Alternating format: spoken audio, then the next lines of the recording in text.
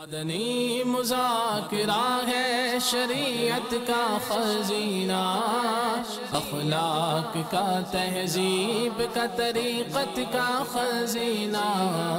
مدنی مذاکرہ ہے، مدنی مذاکرہ، مدنی مذاکرہ ہے، مدنی مذاکرہ، مدنی مذاکرہ۔ الحمدللہ رب العالمین والصلاة والسلام علی سید المرسلین، اما بعد فاعوذ باللہ من الشیطان الرجیم، بسم اللہ الرحمن الرحیم۔ الصلاة والسلام علیک یا رسول اللہ وعلی آلک واصحابک یا حبیب اللہ۔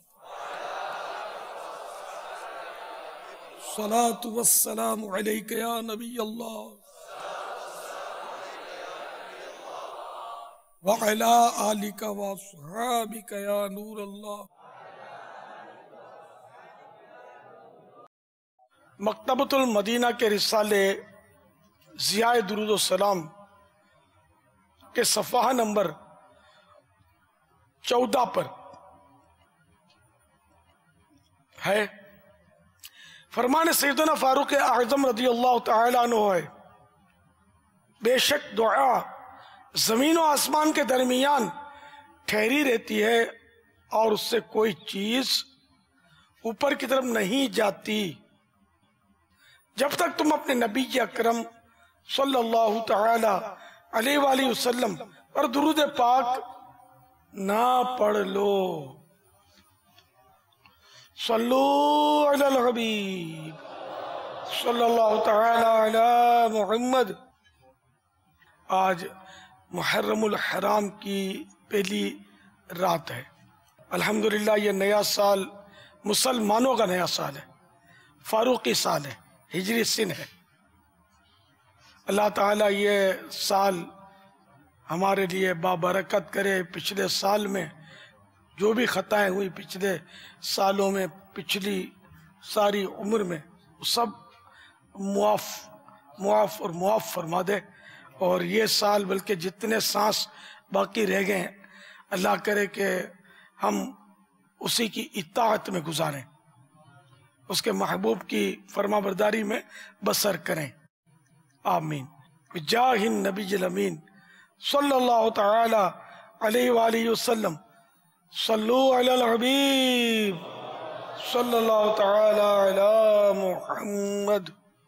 آپ سوالات کیجئے، ہر سوال کا جواب وہ بھی بالثواب دے پاؤں یہ ضروری نہیں، بن پڑا تو عرض کرنے کی کوشش کی جائے گی، بھول کرتا پائیں فوراً میری اصلاح فرمائیں، مجھے آئیں بائیں شائع کرتا اپنے موقع پر بلا وجہ اڑتا نہیں، شکریہ کے ساتھ رجوع کرتا پائیں گے انشاءاللہ عز و جل۔ الحمدللہ او بی وین کے ذریعے ہمارے درمیان پاک حیدری کابینہ جوہر ٹاؤن مرکز الاولیاء بھی شامل ہے۔ جی آیا نو، صلو علی الحبیب صلی اللہ تعالی علی محمد۔ مہربانی کر کے اچھی اچھی نیتوں کے ساتھ آخر تک شریک رہیے گا۔ ہو سکے تو موبائل فون سے اپنا مطلب کچھ دیر کے لیے رابطہ ختم کر دیجئے، اس کو بالکل آف کر کے بھول جائیے، ورنہ یہ آپ کو چین نہیں لینے دے گا اور بار بار جی چاہے گا کہ میں اس کو دیکھوں، چیک کروں، تو یوں آپ کو محرومی سی ہو سکتی ہے، مسائل وغیرہ سمجھ میں نہیں آئیں گے، غلط فہمی ہو سکتی ہے۔ اور جو جوہر ٹاؤن والے عاشقان صحابہ والے بیت ہیں، اسکرین پر جب اپنا چہرہ وغیرہ دیکھیں نا تو وہ ہاتھ لہرانا اور یہ سب نہ کیا کریں، ایک دوسرے کو دکھانا، اور اس سے آپ کو غفلت ہو جائے گی، سیکھ نہیں پائیں گے۔ آپ اپنے آپ کو دیکھ لیں تو منہ نیچا کر لیں۔ جب کبھی جہاں بھی باب المدینہ والے بھی، فیضان مدینہ والے بھی جب بھی اپنا چہرہ اسکرین پر دیکھیں ایسے مواقع پر تو خوشی کا اظہار نہ کریں، کسی کو اشارے نہ کریں، ورنہ وہ آپ جو کچھ کہا جائے گا اس میں غلط فہمی ہونے کا امکان رہے گا، نقصان ہوگا اس طرح۔ صلو علی الحبیب صلی اللہ تعالی علی محمد۔ وہ شہر جو بہت سے انبیاء کرام علیہ السلام کا مسکن رہا، حضرت ابراہیم علیہ السلام نے اپنے صاحبزادے کے ساتھ مل کر اس میں بیت اللہ شریف تعمیر کیا، اور اسی شہر میں نبی آخر الزمان صلی اللہ تعالی علیہ وآلہ وسلم کی ولادت اور پرورش بھی ہوئی۔ وہ مقدس شہر مکہ شریف ہے۔ امیر اہل سنت دامت برکاتہم العالیہ سے میرا سوال یہ ہے کہ کیا اس مقدس شہر میں اور بھی انبیاء کرام علیہم السلام کی ولادت ہوئی ہے، اور اس شہر کی اہمیت اور سرکار صلی اللہ تعالی علیہ وآلہ وسلم کی اس شہر سے محبت کے بارے میں بھی کچھ مدنی پھول عنایت فرمائیں؟ جزاک اللہ خیرہ۔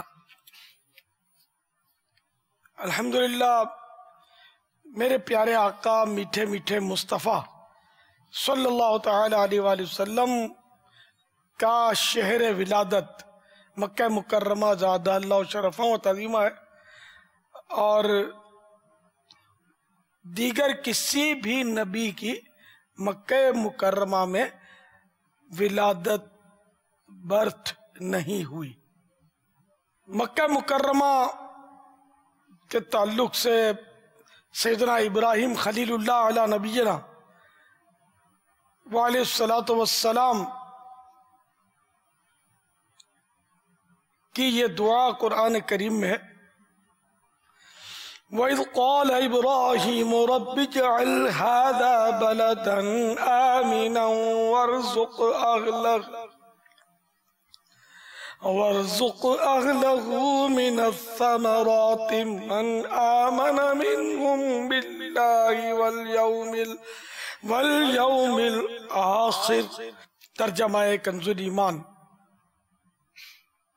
اور جب عرض کی ابراہیم نے کہ اے رب میرے، اس شہر کو امان والا کر دے اور اس کے رہنے والوں کو طرح طرح کے پھلوں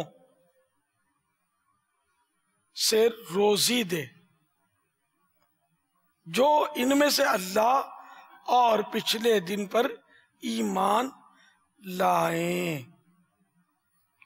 اچھا، یہ اس میں کسی اور نبی کی جو ولادت نہیں ہوئی، یعنی کسی اور نبی کی ولادت کی کوئی یعنی کہ روایت وغیرہ نظر سے نہیں گزری، نہ کبھی علماء سے سنا، اللہ بہتر جانے۔ جب پیارے آقا میٹھے میٹھے مصطفیٰ صلی اللہ تعالی علیہ وآلہ وسلم نے مکہ مکرمہ زادہ اللہ شرفہ و تعظیمہ سے سوئے مدینہ منورہ زادہ اللہ تکریمہ کی طرف ہجرت فرمائی، تو ایک مقام پر کھڑے ہو کر کعبہ معظم کی طرف منہ کر کے ارشاد فرمایا، اللہ کی قسم میں جانتا ہوں کہ تو اللہ کی سب سے بہترین زمین ہے اور اللہ کو سب سے زیادہ پیارا ہے۔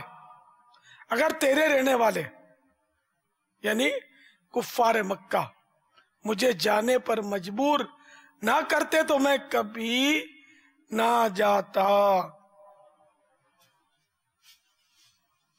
ایک اور روایت ہے، حضرت سیدنا عبداللہ بن عباس رضی اللہ تعالی عنہما سے مروی ہے، رسول اللہ صلی اللہ تعالی علیہ وآلہ وسلم نے مکہ مکرمہ زادہ اللہ شرفوں و تعظیمہ کے متعلق ارشاد فرمایا، تو کیسا پاکیزہ شہر ہے اور مجھے کیسا پیارا ہے، اگر میری قوم مجھے تجھ سے نہ نکالتی تو میں تیرے سوا کسی اور بستی میں نہ رہتا۔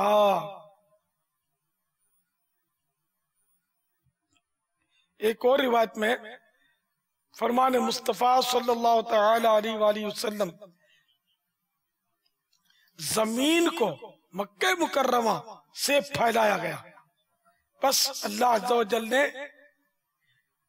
اسے مکہ مکرمہ کے نیچے سے پھیلایا، اسی لیے اسے ام القریٰ یعنی بستیوں کی اصل یا بستیوں کی ماں اصل مانے جڑ کا نام دیا گیا ہے، اور زمین پر سب سے پہلے بنایا جانے والا پہاڑ، جواب دیجئے، اس حدیث کا حصہ مکمل کیجئے۔ سب سے پہلا بنایا جانے والا پہاڑ، جو زمین پر سب سے پہلا پہاڑ پیدا کیا گیا، وہ کون سا ہے؟ آپ نے ہاتھ بلند کرنا ہے اور آگے کی جانب دیکھنا ہے، مائک خود ہی آ جائے گا۔ ہاتھ تو اوپر کریں، ہاتھ تو بلند۔ ایک ٹھوکر میں احد کا زلزلہ جاتا رہا، رکھتی ہیں کتنا وقار اللہ اکبر ایڑیاں۔ قصہ تو نہ کرے پاپا کے۔ جواب دیجئے۔ السلام علیکم۔ اللہ جبل رحمت دکھائے، میدان عرفات میں کیسے جلوے دکھا رہا ہے۔ پہاڑ کا بھی نام لے لیا پاپا۔ ہاں لیکن انشاءاللہ نام آئے گا۔ مزدلفہ میں جبل قضا۔ اللہ آپ کو جزائے خیر دے، اب ہمیں مدینہ اور عرفات کا میدان تصور میں گھمائیں، جواب آنے والا ہے۔ کوہ طور، سبحان اللہ۔ ہاں واہ واہ، کیا اس بات کی ہے۔ بھی کیا شان ہے۔ جی جواب دیں۔ السلام علیکم ورحمۃ اللہ وبرکاتہ۔ وعلیکم السلام۔ میری برادری جواب دے گی، کون دے گا؟ چلو اب جو دے، جس کے ہاتھ میں آیا مائک۔ چلیں اس دفعہ۔ السلام علیکم ورحمۃ اللہ وبرکاتہ۔ وعلیکم السلام ورحمۃ اللہ وبرکاتہ۔ پیارے باپا جان، مظہر اتاری، درجہ دورہ حدیث شریف۔ اس پہاڑ کا نام جبل ابی قبیس ہے۔ جواب درست ہے، جب لے نہیں، با مفتوح ہے، جبل ابی قبیس۔ یہ پنجابی لگتے ہیں، پاپا یہ کہاں واقع زبر کو ہے؟ غائب کرتے نہیں ہوتا تو زبر لگا دیتے ہیں۔ پاپا یہ کہاں واقع ہے؟ آئیے واقع کہاں ہے؟ یہ بھی معلوم ہو جائے، اور اگر یہی بتا دے تو ان کو بابا پھر یہ دو مدنی تحفے آپ کو دے دیں، دو مدنی تحفے لے لیں۔ نہیں، ان کو پتا ہوگا، کوئی اور جواب دے دے۔ چلے ان کو شاید پتا ہوگا یہ ہمارے اسلام مدینے میں کون سی گلی میں ہے، یا مینا میں، عرفات میں، پاکستان میں تشریف فرما ہے، جہاں بھی یہ بتا دیں۔ دنیا کا پہلا پہاڑ ہے تو پہلا کہاں پہاڑ ہوگا؟ کہاں ہوگا؟ حضرت آدم علیہ السلام کی توبہ میدان عرفات میں قبول ہوئی تھی۔ جدہ شریف میں بی بی حوا سے ملاقات ہوئی تھی، جدہ مانے دادی۔ سری لنکا میں بھی حضرت آدم علیہ السلام کا قدم مبارک ہے، دعویٰ کیا جاتا ہے کہ وہاں اترے تھے۔ اب دیکھا کہاں جبل ابی قبیس دریافت کرتے ہیں یہ حضرات۔ پاپا یہ تو ریاست اب الگ الگ ہے نا ممالک، اس وقت کون سا یہ ساری زمین کس نام پر بنی ہوئی تھی، یہ کیا تھا، یہ تو اللہ ہی بہتر جانتا ہے۔ اب کوئی تو شہر ہے نا جی ہاں، جہاں وہ تشریف فرمائے پہاڑ۔ ہمارے اسلام بھائی کو یہ 2 کتابیں ملی ہیں، فیضان فاروق اعظم رضی اللہ تعالیٰ عنہ، ان کو یہ 2 تحفے ملے ہیں، 2 کتابیں ملی ہیں۔ اب یہ بھی کچھ ان سے بھی تحفہ لے لیں، شاید یہ کچھ تحفہ دیں۔ زلفوں کا تحفہ دے دیا جائے، سفید چادر خرید کے اوڑھ لیں اپنے اوپر۔ ہم دیں گے تو پتہ نہیں لپیٹ کے رکھتے ہیں، شاید خریدیں تو ہو سکتا ہے سر پہ رہے۔ انشاءاللہ باپا جان، انشاءاللہ ماشاءاللہ۔ آج سے زلفیں شروع، انشاءاللہ۔ انشاءاللہ۔ بابا ہر اٹھنے والا اگر جو پڑھنے ہمارا- کا ادب بھی دے دیں تو مدینہ کب تک پڑھ لیں گے؟ باپا انشاءاللہ 2 ہفتوں میں یہ دونوں جلدیں پڑھ 2 لیں گے۔ ہفتے میں تو خالی ورق گردانی ہوگی، نہیں، پہلے مطالعے کا باپا، بول رہا ہوں۔ پہلے مطالعہ کیا ہوا ہے، پہلی اچھا جلد کا۔ کر لیا؟ جی، چلو پھر دوسری جلد کا انشاءاللہ 2 ہفتوں میں انشاءاللہ پڑھ لیں گے۔ ماشاءاللہ۔ دور حدیث شریف کے ہیں، اب پڑھنے والے سب نہیں ہوتے، کوئی پڑھتا ماشاءاللہ، یہ شوقین معلوم ہوتے ہیں۔ مرحبا، بارک اللہ فیکم۔ صلو علی الحبیب صلی اللہ تعالی علی محمد۔ بتائیے، جواب دیجئے، جبل ابی قبیس کہاں تشریف فرمائے؟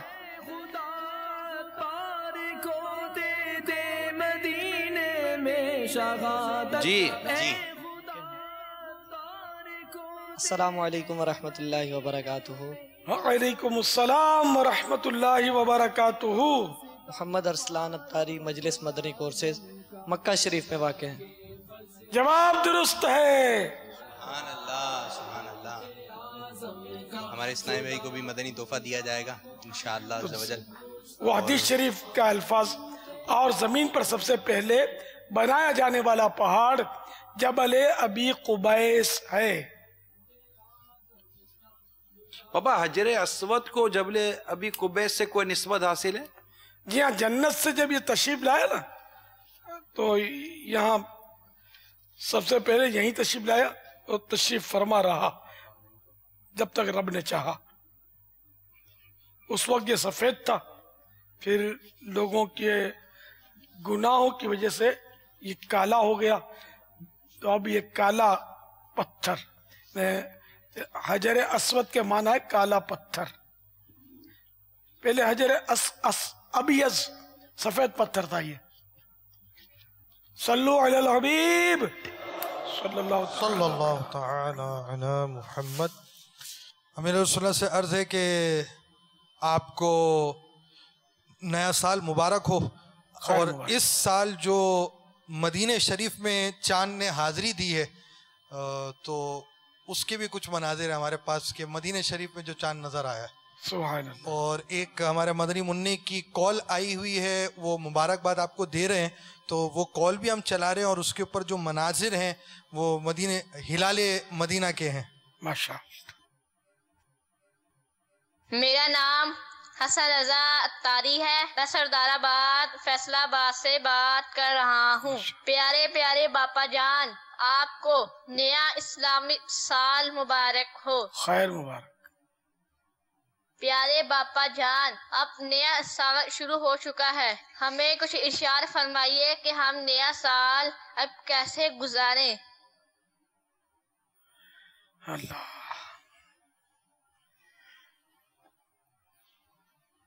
نیا سال نمازوں میں گزاریں، محرم شریف کے نصیب ہو جائیں تو روزوں میں گزاریں.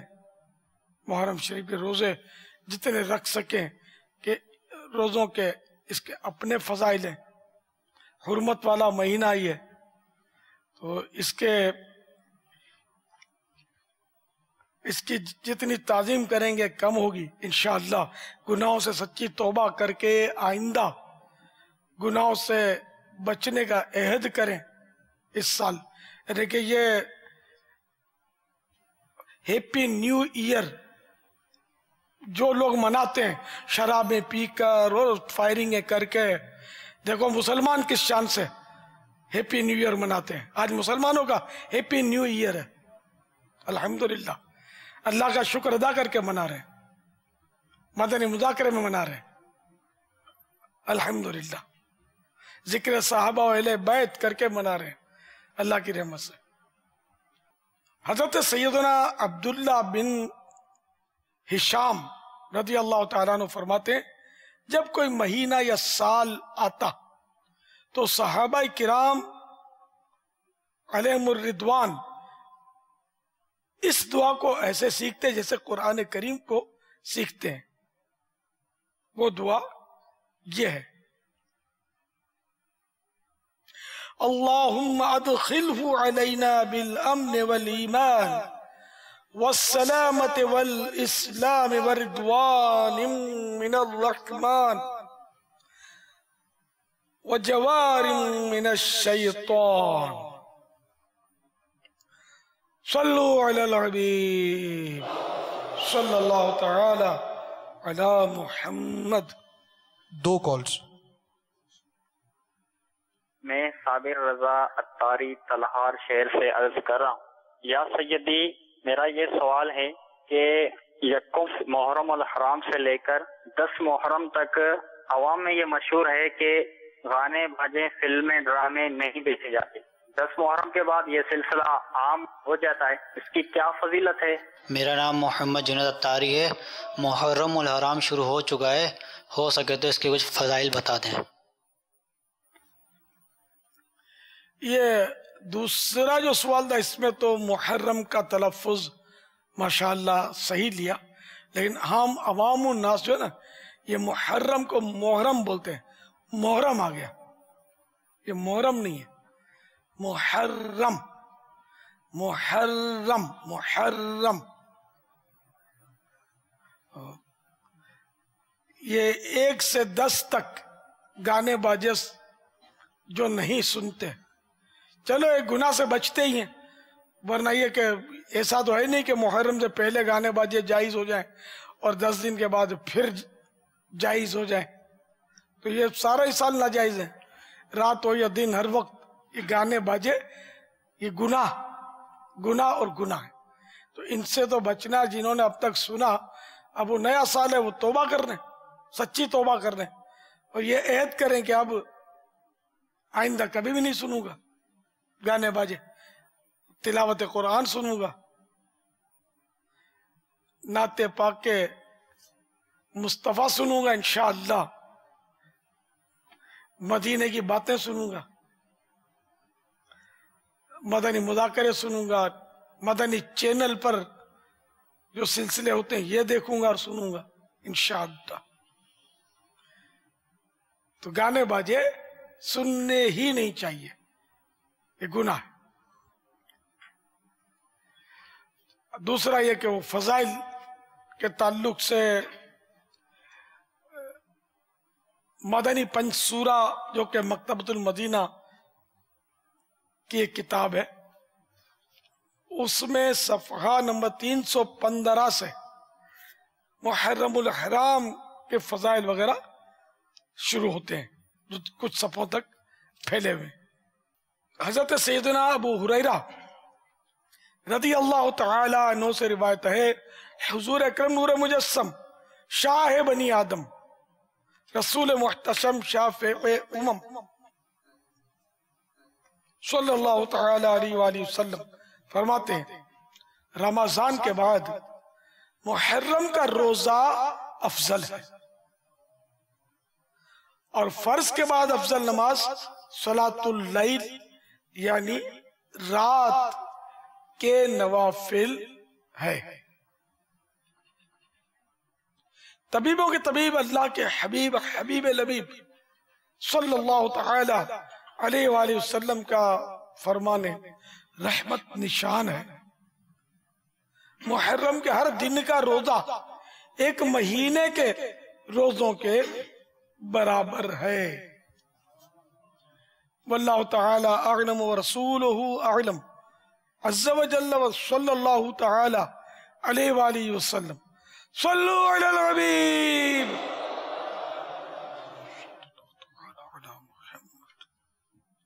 میرا نام ستار ہے، میں باغ میں رہتا ہوں۔ یہ طریقت امیر اہل سنت دامن برکاتہ مدالیہ کی خدمت میں میرا ایک سوال عرض ہے کہ ایسا تو روحانی علاج بتا دیں کہ بندے کے اندر سے خوف اور ڈر، ہر قسم کا خوف اور ڈر ختم ہو جائے۔ یا واحدو 1001 بار پڑھیے، تنہائی میں اگر پڑھیں گے تو انشاءاللہ آئندہ کے لیے اکیلے میں جو ڈر لگتا ہے وہ نہیں لگے گا۔ یا واحدو 1001 بار پڑھنا ہے، جس کو اکیلے میں ڈر لگتا ہو وہ اکیلے میں پڑھ لے، انشاءاللہ اس کے دل سے خوف جاتا رہے گا۔ اس کا ایک اور روحانی علاج حضرت سیدنا برا رضی اللہ تعالی عنہ سے روایت ہے، ایک شخص نے بارگاہ رسالت میں حاضر ہو کر وحشت یعنی خوف کی شکایت کی، تو حضور نبی پاک صلی اللہ تعالی علیہ وآلہ وسلم نے ارشاد فرمایا یہ کلمات کثرت سے پڑھا کرو، سبحان الملک القدوس رب الملائکۃ والروح جللت السماوات والارض بالعزت والجبروت۔ اس نے یہ کلمات پڑھے تو اس کی وحشت یعنی ڈر اور خوف یہ سب ختم ہو گیا۔ واللہ تعالی اعلم ورسولہ اعلم عز وجل وصلی اللہ تعالی علیہ وآلہ وسلم۔ صلو علی الحبیب صلی اللہ تعالی علی محمد۔ حسینی حکایت حضرت سیدتنا ام فضل رضی اللہ تعالی عنہا فرماتی ہیں میں نے بارگاہ رسالت میں حاضر ہو کر عرض کی یا رسول اللہ گزشتہ رات میں نے ایک برا خواب دیکھا۔ استفسار فرمایا یعنی پوچھا کیا دیکھا؟ عرض کی وہ بہت برا ہے. فرمایا کیا ہے؟ عرض کی میں نے دیکھا کہ آپ صلی اللہ تعالی علیہ وآلہ وسلم کے جسم کا ٹکڑا کاٹا گیا اور اسے میری گود میں ڈالا گیا ہے. ارشاد فرمایا یہ اچھا خواب ہے اور اس کی تعبیر یہ ہے کہ فاطمہ کے ہاں انشاءاللہ عز و جل لڑکا پیدا ہوگا اور اسے تیری گود میں ڈالا جائے گا. فرماتی ہے پھر اسی طرح ہوا جیسا حضور نبی غیب دان صلی اللہ تعالی علیہ وآلہ وسلم نے غیب کی خبر ارشاد فرمائی تھی. کہتی ہے پھر ایک دن میں نے امام حسین رضی اللہ تعالیٰ عنہ کو حضور نبی کریم صلی اللہ تعالی علیہ وآلہ وسلم کی گود میں ڈالا تو آپ صلی اللہ تعالی علیہ وآلہ وسلم کی مبارک آنکھوں سے آنسو جاری ہو گئے. میں نے عرض کی یا رسول اللہ صلی اللہ تعالی علیہ وآلہ وسلم میرے ماں باپ آپ پر قربان، کیا معاملہ ہے؟ ارشاد فرمایا ابھی حضرت جبرائیل علیہ السلام میرے پاس آئے تھے، انہوں نے مجھے خبر دی کہ میرے اس بیٹے کو یعنی حسین کو میری امت قتل کرے گی. میں نے عرض کی کیا ان کو؟ ارشاد فرمایا ہاں، اور جبرائیل نے مجھے ان کے مقتل یعنی جہاں یہ قتل کیے جائیں گے، جہاں یہ شہید کیے جائیں گے، اس جگہ کی سرخ مٹی بھی لا کر دی ہے. اس روایت سے چند مدنی پھول حاصل ہوئے. نمبر 1، ہر حال میں صبر کا دامن تھامے رکھنا چاہیے. نمبر 2، شہادت کی خبر معلوم ہونے کے باوجود اہل بیت اطہار اور تمام صحابہ کرام علیہم الرضوان نے بے مثال صبر کا مظاہرہ فرمایا. اور نمبر 3، اور امام حسین رضی اللہ تعالی عنہ کو بھی صبر و استقامت کا درس دیا. نمبر 4،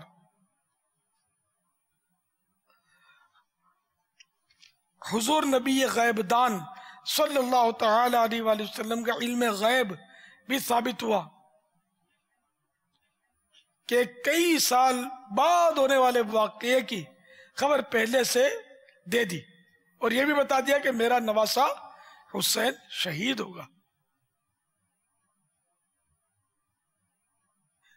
نمبر 5، مولا علی کرم اللہ تعالی وجہہ الکریم نے دین پر قربان کرنے کے لیے صبر و استقامت کے ساتھ بیٹے کی پرورش کی. سرکار صلی اللہ تعالی علیہ وآلہ وسلم نے خبر دے دی ابھی تو گود میں کہ یہ شہید ہوں گے. اس کے باوجود مولا مشکل کشا نے قربانی کے لیے ان کو تیار کیا نا، پالا کہ پتا ہے کہ یہ قربان کیے جائیں گے، لیکن ان کی صبر کے ساتھ استقامت کے ساتھ پرورش کی. ان کی شہادت کی خبر مشہور تھی، صحابہ کو معلوم تھی، امی کو معلوم، ان کے ابو کو معلوم، سارے خاندان کو معلوم، لیکن کسی نے ہو واویلا نہیں مچایا، بلکہ یہ امتحان تھا. کوئی ایسی روایت میری نظر سے نہیں گزری کہ کسی نے بارگاہ رسالت میں یہی عرض کر دیا ہوتا کہ آپ کی دعا تو قبول ہوتی ہے، اب دعا کر دیں کہ ان کے ساتھ ایسا نہ ہو، یہ شہید نہ کیے جائیں. تو دیکھیے یہ ان حضرات کا کیسا صبر تھا. اللہ کرے کہ ہم کو بھی صبر کرنا آ جائے. واللہ تعالی اعلم ورسولہ اعلم عز وجل وصلی اللہ تعالی علیہ وآلہ وسلم. صلو علی الحبیب صلی اللہ تعالی علی محمد. آج کل مختلف بیماریوں کے بچاؤ کے لیے بچپن میں ویکسینیشن دی جاتی ہیں. کیا کسی غذا یا روحانی علاج سے ان بیماریوں سے بچا جا سکتا ہے؟ بچپن میں بچوں کو جو حفاظتی ٹیکے لگائے جاتے ہیں یا ویکسینیشن دی جاتی ہے، اس میں حرج تو نہیں ہے، جائز ہے. البتہ ان بیماریوں سے بچاؤ کے اور بھی طریقے ہیں. ماں بچے کو اپنا دودھ پلائے، یہ حکم قرآنی بھی ہے، قرآن کریم میں بھی ہے، اور اس کے فائدے بھی بہت ہیں. جس سے ماں کے یعنی بچے کے پیدا ہونے کے بعد تقریباً 25 گھنٹے کے اندر ماں کے دودھ میں ایسے اجزاء ہوتے ہیں، ایسی مطلب انہیں خاصیتیں ہوتی ہیں کہ ان کا کوئی نعمل بدل نہیں، آلٹرنیٹ ہی نہیں ہے. یہ اجزاء جب بچے کے پیٹ میں جاتے ہیں، بچے کو اتنے وہ 25 گھنٹے کے اندر اگر ماں دودھ پلا دے تو وہ بچے کے پیٹ میں جا کر بیماریوں کے جراثیم کو مار ڈالتے ہیں، اور بچوں کو عام بیماریاں جیسے کہ چیچک ہے، پولیو، گردن توڑ بخار، انفلوئنزا اور نمونیا وغیرہ سے بھی بچے کو نجات ملتی ہے، اس سے جراثیم مار دیے جاتے ہیں. ایک اور مدنی پھول، پیدائش کے بعد بچے کو پہلے نمک ملے نیم گرم پانی سے نہلائیں، یعنی تھوڑا سا گرم ہو، ایسا گرم ہو کہ بچہ برداشت کر سکے. پھر سادہ پانی سے غسل دیں تو بچہ پھوڑے پھنسی کی بیماریوں سے محفوظ رہتا ہے. ہر روز بچے کے ہاتھ، منہ، گلا، کان اور رانے وغیرہ گیلے کپڑے سے خوب صاف کر دیا کریں کہ میل جمنے سے گوشت گل کر زخم پڑ سکتے ہیں. جب بھی بچہ پیشاب وغیرہ کرے اسے فوراً پانی سے دھو دیا جائے، کپڑے سے پوچھنے پر اکتفا نہ کیا جائے کہ اس سے بچے کے بدن میں خارش اور سوزش پیدا ہو سکتی ہے. کہ جو بھی گندگی بچہ کرتا ہے اس کو فوراً صاف کر دیا. لیکن اب تو وہ رواج جو ہے نیپکن پہنانے کا ہے. ایک تو یہ پلاسٹک، اور اس سے ہوا بھی تازہ نہیں جاتی، پھر گھنٹوں تک جو بھی گندگی کرتا ہے یہ اس کے بدن سے چپکا رہتا ہے. تو یہ بیچارے کے لیے کتنا تکلیف دہ ہوتا ہوگا. اب یہ آج کل اس پر تو عام ہے، یہ اس کا حل بھی کیا ہے. تو جتنا ہو سکے یہ نیپکن وغیرہ سے بچنا چاہیے. پہلے تو پرانے کپڑوں کے چیتھڑے وغیرہ لپیٹے جاتے تھے، اب پیسے زیادہ آ گئے، یا آپ آج کل ایک سے ایک نیپکن نکلے پلاسٹک کے جو ہوا کو گھسنے نہیں دیتے تھے. پیکنگ ٹائٹ ہوتی ہے، گندگی کو نہیں نکلنے دیتے لیکن ہوا کو بھی تو نہیں جانے دیتے. تو بچے کی تو بیچارے کی شامت آتی ہوگی، اس میں تکلیف اٹھاتا ہوگا. بعض اوقات بچہ نیپکن سے روتا رہے گا اور ماں باپ کو پتا نہیں ہوگا روتا کیوں ہے. کبھی دودھ کی بوتل اس کو ٹھوسے گے منہ میں، کبھی اس کو بیلائیں گے، لے کر کر کے ٹہلیں گے. ارے وہ ہٹاؤ نا یار، باندھ کے رکھا ہے. ابھی ہنسے گا، مسکرائے گا بچہ، سمجھ نہیں آتی. ہٹا کے آپ دھو کر اس کو ٹھنڈا ٹھنڈا کر دیں، ابھی کھیلے گا اور یہ مزے کو مزہ دے گا آپ کو. یہ ڈیپرس کی بعض اوقات سمجھ میں تو آ رہی ہوتی ہے، ڈائپرس بھی اس کو کہتے ہیں نا. یہ ڈائپرس کی بعض اوقات ان کو سمجھ تو آ رہی ہوتی ہے، لیکن بابا ہوتا یہ ہے کہ یہ کھولیں گے تو ان کو یہ پتا ہوتا ہے کہ اندر سے یہ ڈائپرس نکلے گا کیسا. تو اب یار کون ابھی اس کے پیچھے 15-20 منٹ آدھا گھنٹہ لگائے گا. بچوں کو آئندہ کی مصیبتوں سے بچانے کے لیے ایک حل یہ ہے کہ 1 یا 2 ماہ کی عمر ہی سے مناسب دھوپ مہیا کی جائے.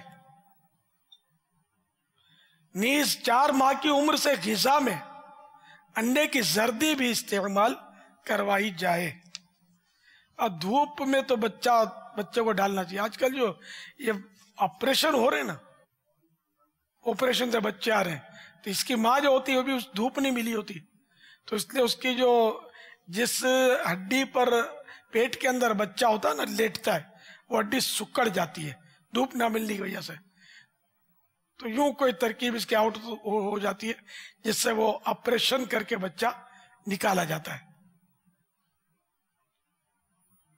تو اس لیے وہ بچوں کو بھی اور بڑوں کو بھی دھوپ مفید ہے. اور خصوصاً وہ جب سورج نکلتا ہے، طلوع ہوتا ہے، سن رائز کے وقت کی دھوپ کو 20-25 منٹ کی بہت عمدہ ہوتی ہے. اس طرح جب سن سیٹ ہوتا ہے، سورج غروب ہوتا ہے، تو اس سے پہلے کی کوئی 20-25 منٹ، 15 منٹ، 12 منٹ دے دیں دونوں اوقات میں، کہ اگر ممکن ہو تو بچوں کو اس دھوپ میں ڈال دیا کریں. اور بڑوں کو بھی چاہیے کہ وہ موقع ملے تو دھوپ ضرور حاصل کریں. ٹھیک ہے، اب پودا ہے گھر میں بند کر دیں گے اس کو تو مرجھا جائے گا.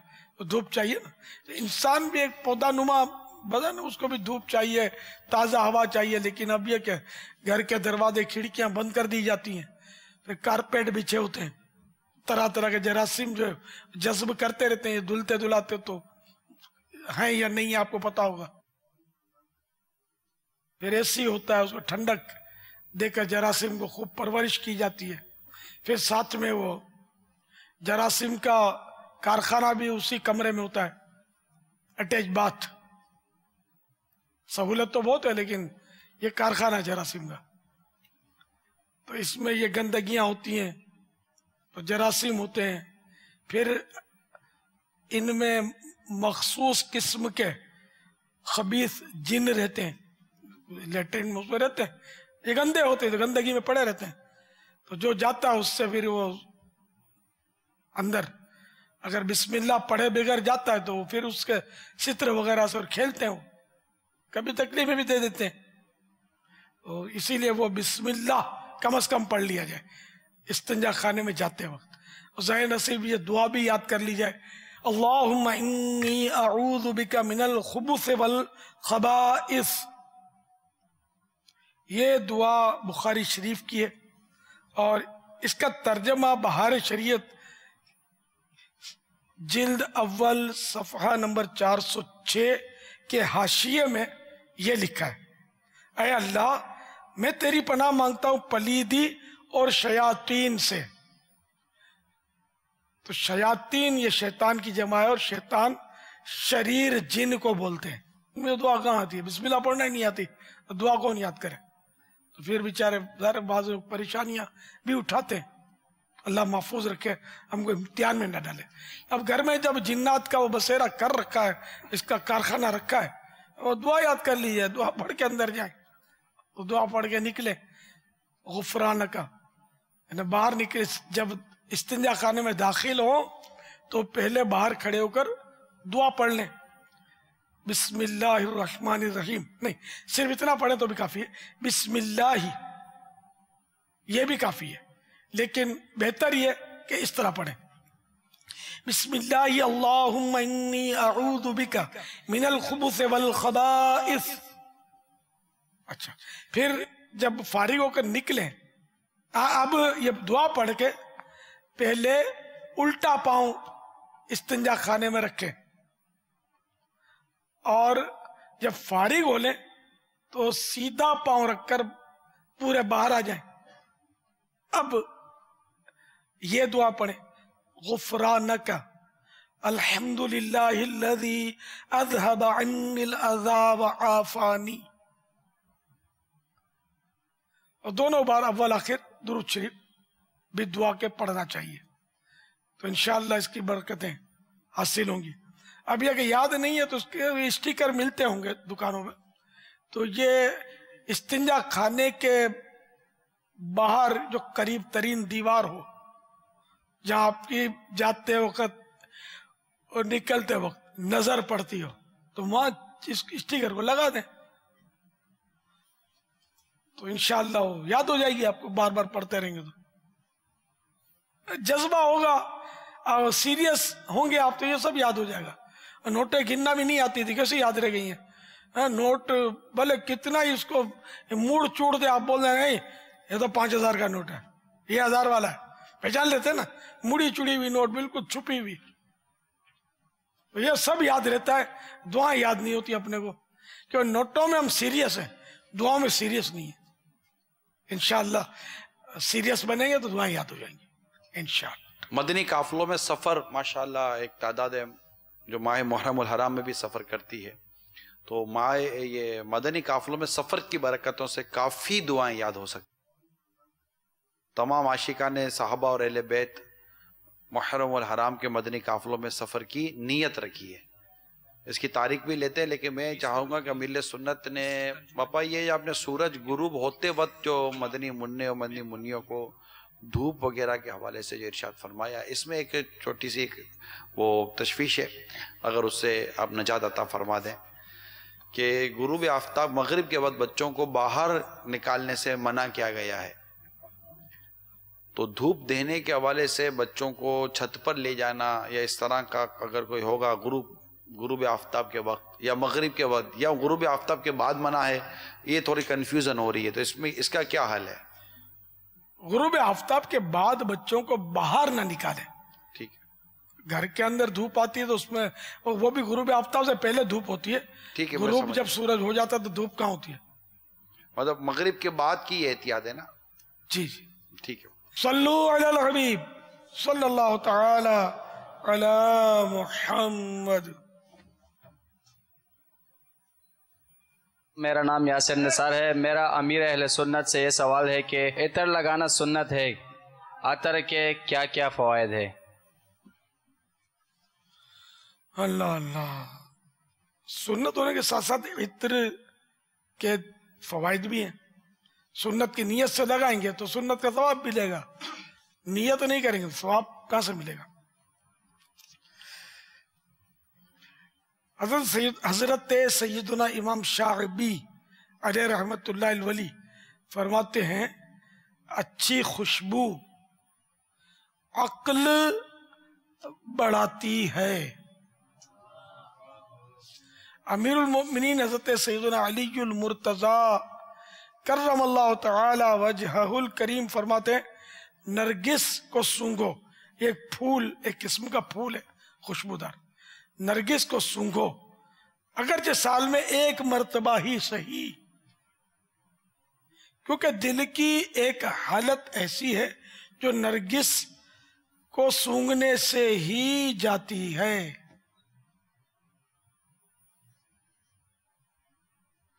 عود کی خوشبو یہ پھر الگ ہے، مولا مشکل کشا کا قول تو پورا ہوا. عود کی خوشبو جب تک کپڑوں میں رہتی ہے کپڑوں میں جوئیں نہیں پڑتی. مشک سے دل، عنبر سے دماغ، کافور سے پھیپھڑے اور عود سے معدے کو تقویت ملتی ہے، یعنی کہ طاقت حاصل ہوتی ہے، مضبوط ہوتے ہیں.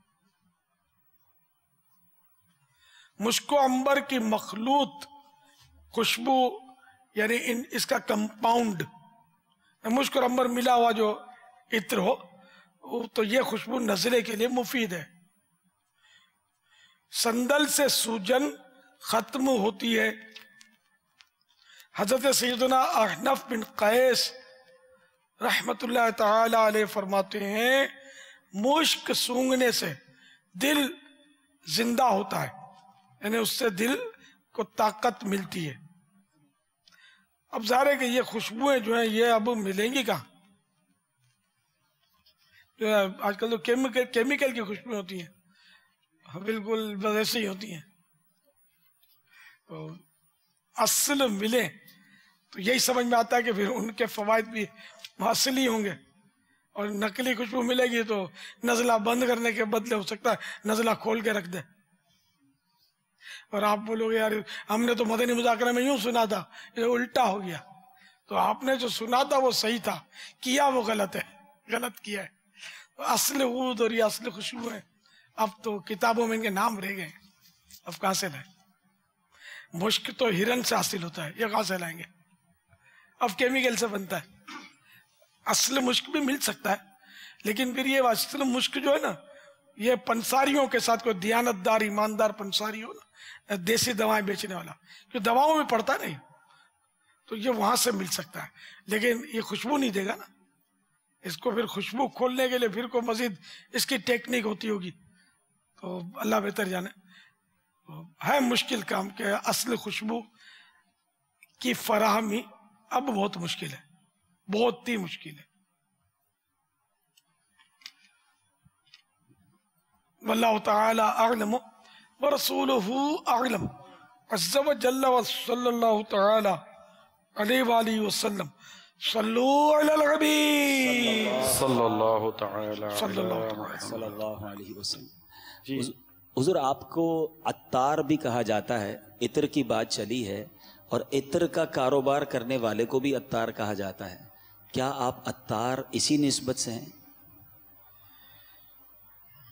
اب میں عطر بیچتا تھا اور میں شیخ فرید الدین عطار علیہ رحمت اللہ الغفار ایک بزرگ ہوئے تذکرۃ الاولیاء جنہوں نے لکھی ہے، تو میں نے ان کی نسبت سے وہ عطر کا چونکہ شوق بھی لگانے کا مجھے تھا بہت پرانا اور بیچنا بھی شروع کیا تھا میں نے، تو یوں میں نے عطار اپنا تخلص رکھ لیا. پھر یہ تو اب بعد میں پتا چلا کہ عطار تو بہت بڑی فیملی ہے عرب دنیا میں. واللہ تعالی اعلم ورسولہ اعلم عز وجل وصلی اللہ تعالی علیہ وآلہ وسلم. صلو علی الحبیب صلی اللہ تعالی علی محمد. مدنی مذاکرہ ہے شریعت کا خزینہ، اخلاق کا تہذیب کا طریقت کا خزینہ. مدنی مذاکرہ ہے، مدنی مذاکرہ، مدنی مذاکرہ ہے، مدنی مذاکرہ.